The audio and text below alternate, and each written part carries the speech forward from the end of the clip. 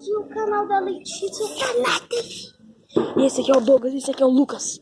Hoje vamos falar das pinturas misteriosas. A gente tava andando do nada e isso apareceu.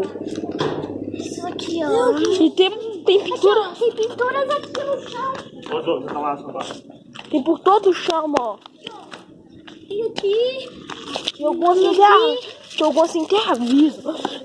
Eu vou ver se eu acho algum com aviso pra mostrar pra vocês. Elas estão meio... Não, o que é isso? Lê aqui, lê aqui. Onde é que você vai? Elas estão meio manchadas.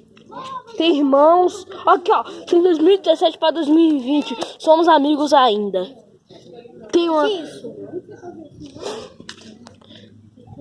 Gente, bora sair daqui. Bora. Gente, que Será que isso é um mistério de macumba, sim ou não? Eu não sou amigo deles. Agora eu vou falar. Quando nós essa mala, passou um fogo muito louco. Quem não viu no último episódio foi o episódio do... O homem passou por ali. O homem passou por ali. Fogo mistério. Sai correndo.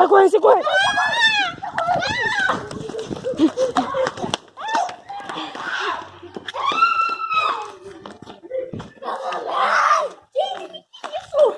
Mistério, pega algumas facas. Gente, a câmera desligou. Gente, vocês estão ouvindo o áudio. Vocês estão ouvindo o áudio.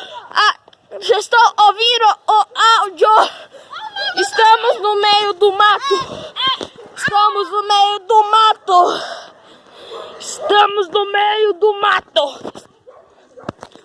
Galerinha, conseguimos voltar. Ah, não, o bicho pegou a gente de novo, gente. Gente. Deixa eu morrer pra criar. Gente, eu me despeço com vocês aqui. Falou, fui.